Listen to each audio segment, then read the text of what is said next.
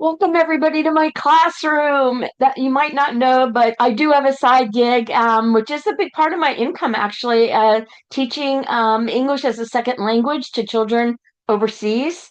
So today the intent of my video actually is in relationship my to my Life Vantage business, which is about Wellness Matters, You Matter is the name of my company. And we start with our physical wellness and treating our body and fueling our body for health, right? And then we also deal with emotional wellness. Emotional wellness is a very huge component of our health. Subconsciously, we can create so many different situations, energy blocks, all kinds of medical issues from how we look at things, the stress. Did you know that stress? I'm going off on a tangent as usual, but anyway, stress is the number one reason why people go to the doctor. 90% of doctors' visits I have heard from doctors, and statistically, is stress related. So that's how important this is. And how does that relate to food and eating? So this video's focus is and title is Resetting Your Relationship with Food. And I learned some new things this past weekend to implicate that can really help with our journey with food.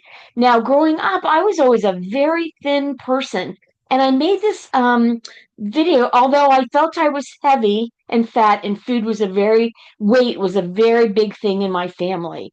I learned how to sew because they didn't have cool teenage clothes at that time. So I was going to be a fashion designer. Anyway, I know I regress, but I think it's important to have background. And what I was going to say is that I made a video the other day having an aha moment after this workshop because I realized that there wasn't a lot of emotional baggage attached to food when I was growing up. You came for a meal, it was very simple. It wasn't, and I badmouthed that for a long time. We just ate very simple food, salt and pepper, butter, not a lot of spices, and different kinds of foods. But now I feel so grateful because it was always fresh, it was always wholesome. And I said in that video, we had canned Lesser peas. We did have jello and pudding a lot of times for dessert, and we did have cereals available for breakfast. But my grandmother even made homemade French fries and homemade noodles. We did have spaghetti and pasta, but let's face it, one benefit of being older is that our food was more nutritional dense when many years ago. We don't have the luxury of the nutrition in our food that we did before. We also luckily hadn't had all the preservatives and chemicals and toxins and almost fake food. They don't even need the real food or ingredients because when you one of my favorite foods is carrot cake and buying the carrot cake from Publix. Okay, the label is like this. Well, have you ever made carrot cake? You don't use any of these things. How does your body even recognize or know what any of those synthetic elements are?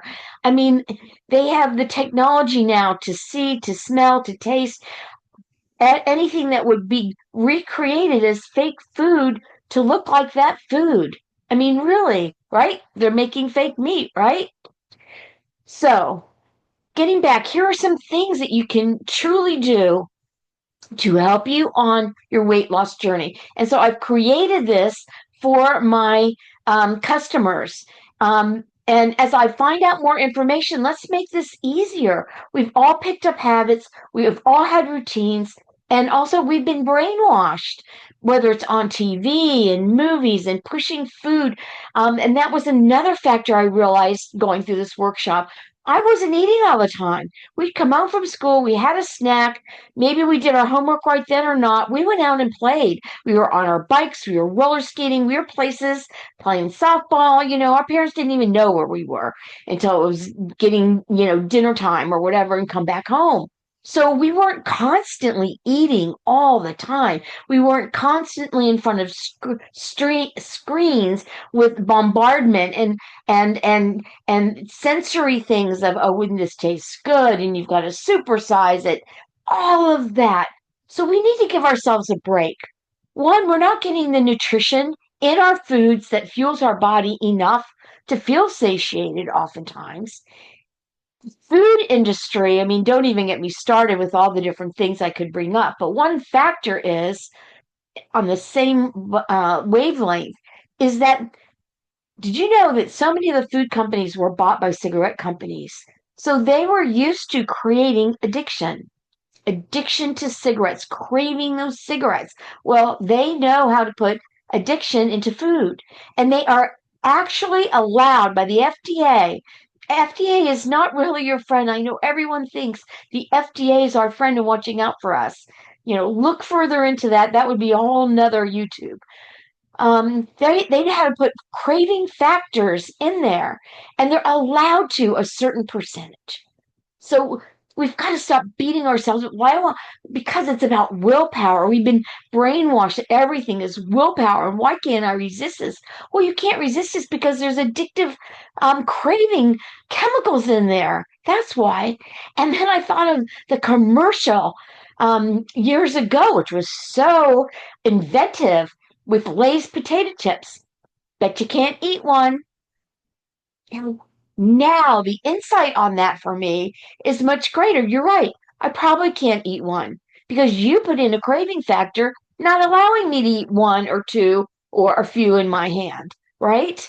So, with that said, we need to reset our relationship with food. And I think what happens is speaking from myself, it just sort of changed over different time. And then the norm changed that we're eating all the time and everything is a taste factor. And really, why do we eat? It's fuel for our body, it's feeding our body, it's programming and coding in our body. Your body needs all these nutrients. And it's a complex web of things of what our cells need. And let's say you have D3, well, you need K. This is a lot for anyone to figure out. I remember one of my hardest classes I had in college, and I was studying to be a fashion designer, but in the home ec so-called department at FSU, you had to take nutrition. And let me tell you what, that course was one of my hardest courses I ever had. There is so much to know about vitamins, minerals, and what we know now and how our body utilizes those things. So that can help with your mindset. Why am I eating? And we have all been through an emotional roller coaster. We are dealing with so much stress. We've gone through COVID. I mean, that changed my eating habits and it might have changed yours. Being home all the time, distracting ourselves. These are all reasons why we tend to eat or just wanting a different taste, wanting to shift our emotions, our feeling state, all kinds of things that we're unaware of. And they just turn into habits, routines, and there you go. We've all gained weight. And obesity is one of our biggest problems in this country. So this is resetting your relationship with food. Okay. So this was an experiment done by someone who had a TV show actually called "I Can Make You Thin." Paul McKenna, and he shared that he had people go into a diner and they all had the same. It looked like Denny's big, breakfast. A whole big platter of food for breakfast. And they all went in, and on that first day, they all sat at their tables and they all finished their plate. And think about that. What were we often told? Clean your plate, eat everything on your plate. Um, Blah blah blah. So many of us are programmed that way. I'm really glad that I really wasn't programmed that way.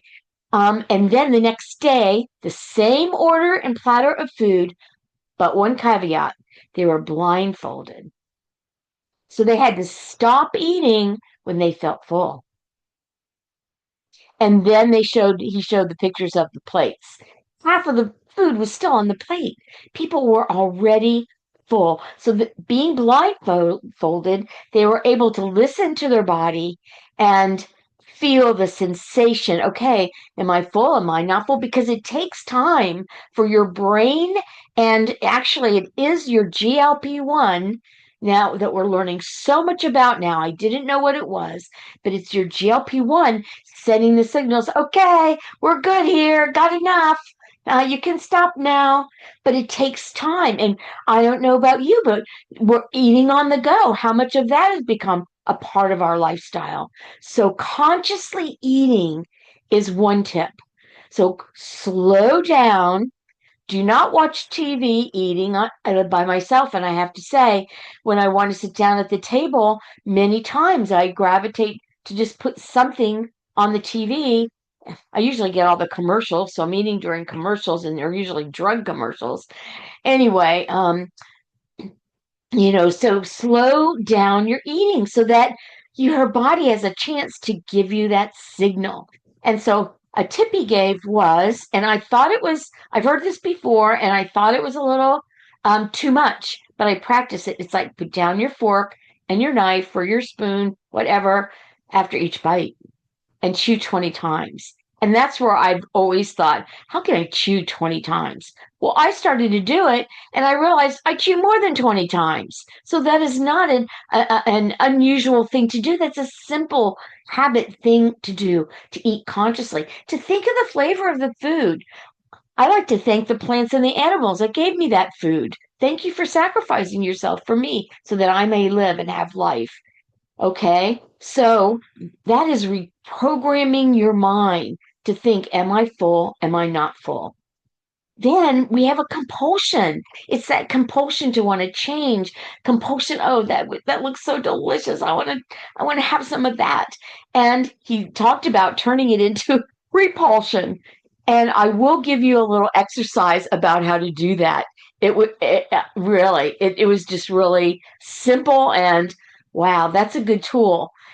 Because we do, if you want to lose weight, and I don't know how much weight you have, but I've never had to lose this much. I used to have to lose 5 or 10 pounds, and my body is in a whole different place. And I can blame it on menopause and all these other things, but my body is not reacting the same way as it did before. So one thing that you really want to do is to be calm before you eat. And he did an exercise from Heart Math, which I'm very familiar with, that the military uses to tone down overwhelm. So when you are all worked up, maybe you're angry, maybe you're excited about something, you want to grab something, you want ice cream, you want a popsicle, you want a big sundae, you want chips and tailgating, you're heightened for the game. Those are all responses where you just want to build on that. So that's a conscious thing. Let's calm down before we eat. And he gave a great example of one of his clients, or somebody who had watched this show, and she was a very high powered effective attorney. And he said, you don't want to be in the courtroom with this attorney. You want on your side. But when she got out, she wanted ice cream. It's like, you know that emotional energy that you have that you don't even know what to do with. It is easy to just say, oh my gosh, I want some ice cream. I want to do this. I mean, I understand that. I want a cup of coffee. I want a candy. I want chocolate. I want something to change your mood, right? And so, if you can just stop for a couple of minutes and put your hand on your heart, just put your hand on your heart and take 3 deep breaths. And then take another big, deep breath. And on a last deep breath, close your eyes, but also bring forth an image of something that made you feel so good. I think of myself floating on the beach in St. John. It's one of my favorite memories. There was hardly anyone on the beach. I mean, I had this whole beautiful cove to myself. And I go, this is a once in a lifetime memory. And so, can you just feel, if you do that with me, just feel how now go and make your selection of what you want to eat. Can you feel the difference? You have a choice. When you're all worked up, you don't have a choice. You're grabbing things. And if we have that saying called "Are you hungry, angry, lonely, hangry?" We call it, right? And if I don't bring food with me in my car, like a banana, some healthy snacks to have on standby, I can get caught up being delayed and different uh, errands, or, oh my gosh, I missed that window. I now have to be at this event or this doctor. And all of a sudden I'm starving and I don't care. And I'm really not a fast food person. I don't really do drive-throughs, but I want to grab something. And so for me, I have found that I like to have, and before I leave, and on those days that I don't, I can really feel it. So that's a really good thing to do. And then another thing is um, linking something. I'm sorry. Movement, any kind of movement. And sometimes when we need to lose a lot of weight, it's like it seems so massive. I need to move so much. I need to be in spin class. I need an hour at the gym. And we all know you can't just all of a sudden do all day at the gym and then not do anything. These are increments. This takes time, right? And so we've become very sedentary. I think that's one of the biggest problems that's happened for me is business, and my businesses have moved to being on Zoom or creating content, and you're writing and sitting.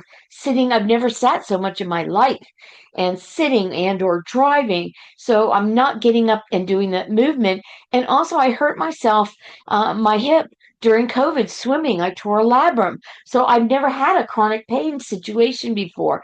And that absolutely changed because the gyms got shut down. That was part of my lifestyle, at least 3 times a week.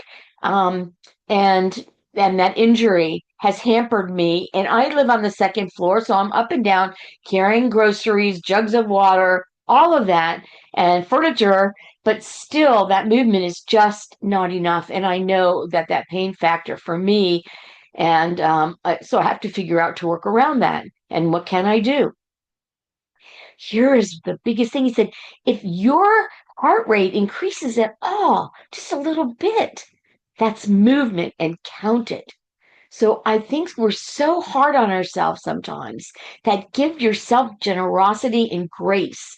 Oh my gosh, I couldn't walk here before, but I'm going to walk to my neighbors or just down the block instead of driving my car or stopping there on my way somewhere. Make a conscious effort to move more. And that is really important for our joints, and aging is moving our body.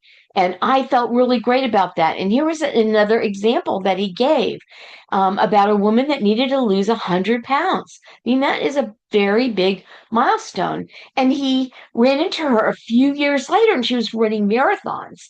And he goes, "What did you do? How did you do this?" And she said, "You know what? I got up and I said, I'm walking my dog and I'm walking to this particular spot." And it wasn't far. I mean, let's face it, if you have an extra 100 pounds on you, you're not moving as well as you would if you didn't have that 100 pounds on. And a lot of people, on another note, are putting weighted vests on to make themselves heavier and make their movements more impactful. And then she said, that wasn't bad. So the next day she walked just a little farther, and she just slowly kept increasing her walking. And then when she walked a certain amount, she goes, I'm going to try to jog a little bit of it. And she just slowly, slowly, slowly worked all up to that. And it became her desire, you know. I was like, well, if I can do this, why can't I do that? And it made me think of, how do you eat a whole elephant? It's one bite at a time. And so often it's like we rush in, we want instant results. And that made an impact on me. Okay, if I'm doing something, that's better than nothing. If I'm conscious about doing that. So increasing some of your movements for your health, calming yourself down before you eat, putting your fork and spoon down, chewing 20 times, stopping when you're finished. And this was really powerful. And he started it off with that. As I said, freedom is to take it or leave it. And he said, you know what? I never would tell. He had one of the most successful um, uh, sustainable results, like 70% from his program, where specific dieting, I think he said was like 15 or 20% over time. 70%. He said, I never restricted anybody from eating anything they wanted. Now, this also, when he had this program, was a long time ago. And as I said, our food had a different density and we got a lot more nutrition from it. And that's another thing. We're eating for all these tastes and flavors, but we're not getting the nutrition that our body is craving and needing, so we're not tired, so we don't have brain fog. So you need to think about nutrition dense foods, and that will help you with satiation. There's also natural ways to um, activate your GLP-1 hormone, which is the food noise and insulin adjustment, gut brain health part of hormone of our body, which most of us have been depleted, dysfunctional. And so it takes time to get that hormone healthy again and operating at a higher level. um, I had the opportunity to be on some of these products, and healthy, natural, non injectables, not prescription. Okay, let me qualify that. Activation with your body and plant based. And I didn't understand food noise, but when that is gone, that is a blessing. I didn't even realize there's always something there. Should I get up something to eat? I don't know. There's some, I have some almonds over here. I have anything, even if it's healthy things. I just want to get up and get something. I'm like, my mind is using up energy thinking about food unconsciously that I'm not even aware of conscious thoughts doing that. It's like this, like your computer, it has a background program just right there. But when it disappears, you don't even think about it. So you're not tempted. You're not fighting cravings. You're not fighting the urge to go get something to eat. They're not fighting that urge to divert yourself. It's just magical. Huh. What did they do in the old days? If they didn't go hunting and catch something, there wasn't anything there, when we think about it. So I hope those things were helpful for you. And I'm going to give you one like um a thing that we can do as a mind hack. And I did it, and I'm so glad that I did, and I'm going to repeat it. So it's, think of your favorite food. What is your very, very favorite food? And just rub your arms like from your shoulders down to, oh my gosh, it's my favorite food. And feel those feelings when you eat that food, when you know you have some at home or in a restaurant. Okay. Now do the same thing and do that to a food that you hate. For me, it was like cooked up okra. I know people love okra, and I'll tell you what, there are very few. So I was trying to come up with something because there's very few foods that I don't like, but I just slimy okra. I can do pickled okra sometimes. I've done, and it was tolerable. I cannot do slimy old okra. I've even grown okra and I couldn't even eat it. It was just, and so, and do that same thing. Oh, think of how disgusting it is, how you can't swallow. It just makes you want to gag. What is that food for you that is just repulsive? It's absolutely repulsive. And when you see it, you know you don't want any part of it. Okay, now here's the trick. I had to imagine my delicious carrot cake with with okra, slimy okra, all mixed in it together. I take a bite and it's all okra inside. And hair. I imagined he was saying hair, and I'm like, dog hair. You know how coarse all that dog hair is. So I'm taking this bite, and this carrot cake is disgusting. Disgusting. And so just think of what it's like having that made that way. And you can go ahead and and do this with your arms. And now bring up that taste. So I'm trying to bring up carrot cake. It is not doing it for me. It is not being a trigger and a craving. So you have that tool to use for any food that you might want to eliminate and say, okay, I'll eliminate it for now. But it's all reprogramming of our brain because that is the major control center, even of our gut. So I'm going to do that to a couple other foods that I just really want to dampen down. And also, when your GLP-1 is working properly, you don't have that sugar craving. I'm going to go on another tangent here. I mean, how many names is there for sugar? I think it's like 118 names in high fructose corn syrup. And we have become addicted to sugar. It is more addictive than cocaine. So again, give yourself a break. We have sugar cravings and they've put it in everything. And our food manufacturers are guilty of of our domestic products having more sugar than the same identical products they make to ship to Europe and other countries because they will not tolerate it. They know what sugar will do to your body, and they will not accept our goods and our products with the labels and the ingredients the way they are selling it to us. So it's up to us to be loud. And I'm so glad to see people on aisles, which I tend to go on the outside of the aisle of Whole Foods. It's God's pharmacy. God put these things on our earth. He didn't put it in boxes. We weren't created with body systems for processed things. And, we want to have convenience, but bulk prepare things and freeze it. I've been cooking a lot more on one person and working on sustainability and finding ways to maximize my time in the kitchen and to create even some things that I can pull out. Because let's face it, we don't want to be cooking every second. But I'm cooking much more with love, using the things to make soup and have things available and being so much more conscious to create fast foods that are healthy foods. Because the inner aisle, the processed things are filled with seed oil and sugar. And when we stop buying it, they'll stop making it that way.